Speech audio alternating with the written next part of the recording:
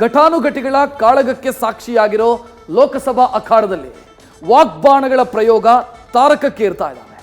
ಚಾಮರಾಜನಗರದಲ್ಲಿ ಮುಖ್ಯಮಂತ್ರಿ ಪುತ್ರ ಯತೀಂದ್ರ ಪ್ರಯೋಗಿಸಿದ ಬಾಣವೊಂದು ದೆಹಲಿ ತಲುಪಿ ವಾಗ್ಯುದ್ಧಕ್ಕೆ ವೇದಿಕೆಯನ್ನು ಸೃಷ್ಟಿಸಿದೆ. ಯತೀಂದ್ರ ಗೃಹ ಸಚಿವ ಅಮಿತ್ ಶಾ ವಿರುದ್ಧ ಬಳಸಿದಂಥ ಗೂಂಡಾ ಪದ ಕೇಸರಿ ನಾಯಕರನ್ನ ಕೆರಳಿಸಿದೆ.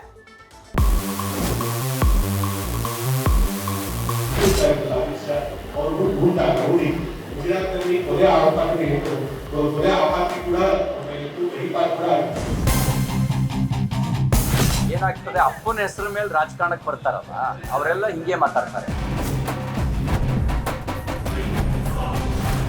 ಲೋಕಸಮರದ ಅಖಾಡದಲ್ಲಿ ಅತಿರಥ ಮಹಾರಥರ ಪ್ರಚಾರದ ಅಬ್ಬರ ರಂಗೇರಿದೆ. ವಾಗ್ಬಾಣಗಳ ಮೂಲಕವೇ ಎದುರಾಳಿಗಳ ಎದೆ ನಡುಗಿಸಿ ವಿಜಯಲಕ್ಷ್ಮಿ ಒಲಿಸಿಕೊಳ್ಳುವ ಭರದಲ್ಲಿ ವಿವಾದಾತ್ಮಕ ಹೇಳಿಕೆಗಳ ಸುಳಿಯಲ್ಲಿ ನಾಯಕರು ಸಿಲುಕುವ ಪ್ರಸಂಗಗಳು ನಡೆಯುತ್ತಿವೆ. ಸದ್ಯ ಇಂಥದ್ದೇ ವಿವಾದದ ಸುಳಿಯಲ್ಲಿ ಮುಖ್ಯಮಂತ್ರಿ ಸಿದ್ದರಾಮಯ್ಯ ಪುತ್ರ ಯತೀಂದ್ರ ಸಹ ಸಿಕ್ಕಿ ಕಕ್ಕಾಬಿಕ್ಕಿಯಾಗಿದ್ದಾರೆ.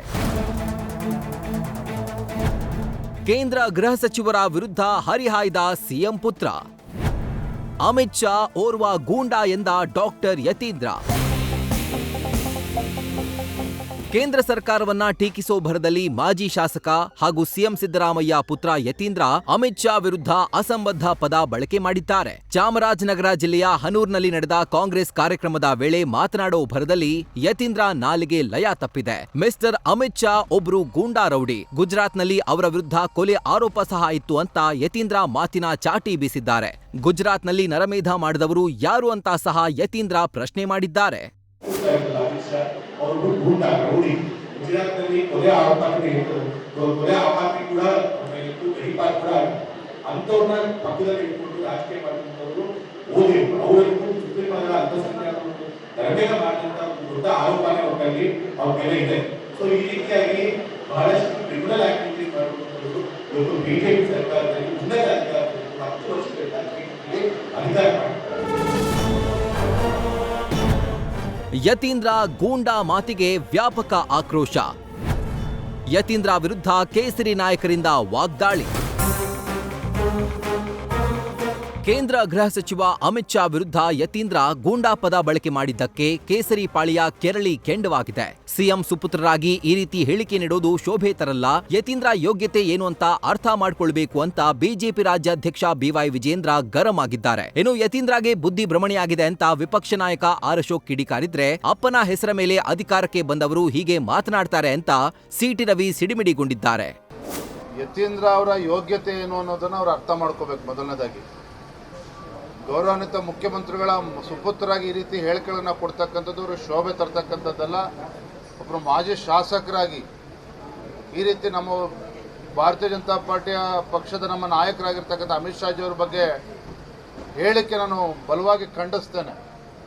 ತತ್ಕ್ಷಣ ಅವರು ಕ್ಷಮೆಯನ್ನೇ ಯಾಚಿಸಬೇಕು. ಡೆಲ್ಲಿ ಬಗ್ಗೆ ಮಾತಾಡುವಂಥದ್ದು ಇದೊಂಥರ ಬುದ್ಧಿಭ್ರಮಣೆಯಾಗಿ ಮಾಡ್ತಾ ಇದ್ದಾರೆ.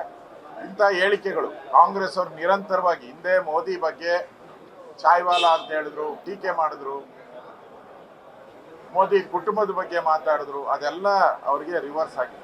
ನೋಡಿ, ಏನಾಗ್ತದೆ, ಅಪ್ಪನ ಹೆಸರ ಮೇಲೆ ರಾಜಕಾರಣಕ್ಕೆ ಬರ್ತಾರಲ್ಲ ಅವರೆಲ್ಲ ಹಿಂಗೆ ಮಾತಾಡ್ತಾರೆ.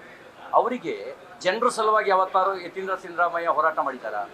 ಸಂಘಟನೆ ಕಾರ್ಯಕರ್ತನಾಗಿ ಪೋಸ್ಟ್ ಹೊಡೆದಿದ್ದಾರ? ಮೈಕ್ ಅನೌನ್ಸ್ಮೆಂಟ್ ಮಾಡಿದಾರ? ನಮ್ಮ ಗೃಹ ಸಚಿವರು ಬಿಜೆಪಿ ನಾಯಕರಾಗಿರ್ತಕ್ಕಂಥ ಅಮಿತ್ ಶಾ ಅವರು 82ನಲ್ಲಿ ಬೂತ್ ಅಧ್ಯಕ್ಷರಾಗಿದ್ದರು. 82ನಲ್ಲಿ ಬೂತ್ ಅಧ್ಯಕ್ಷರಾಗಿದ್ದರು. ಅವಾಗ ಇವ್ರ ತಂದೆ MLAನೇ ಆಗಿರಲಿಲ್ಲ. ಒಟ್ನಲ್ಲಿ ಲೋಕಸಮರದಲ್ಲಿ ನಾಯಕರ ಕೆಲ ಪದಪ್ರಯೋಗ ಎದುರಾಳಿ ಬಣವನ್ನ ಕೆರಳಿ ಕೆಂಡವಾಗಿಸುತ್ತಿದೆ. ಲಯ ತಪ್ಪಿದ ನಾಯಕರ ನಾಲಿಗೆಗಳು ವಾಕ್ಸಮರದ ಹಾದಿಗೆ ಮುನ್ನುಡಿ ಬರೆಯುತ್ತಿವೆ. ಮಾತು ಆಡಿದ್ರೆ ಹೋಯ್ತು, ಮುತ್ತು ಒಡೆದ್ರೆ ಹೋಯ್ತು ಅನ್ನೋ ಹಾಗೆ ನಾಯಕರು ತಾವೇ ಒಡೆದ ಮಾತಿನ ಮುತ್ತನ್ನ ಮತ್ತೆ ಸರಿದೂಗಿಸಲು ಸಾಹಸ ಪಡ್ತಿದ್ದಾರೆ. ಮೈಸೂರಿನಿಂದ ರವಿ ಜೊತೆ Manjunath, political bureau, news first. News first ನಿರ್ಭೀತಿಯಿಂದ ನಿಮ್ಮ ಪರವಾಗಿ.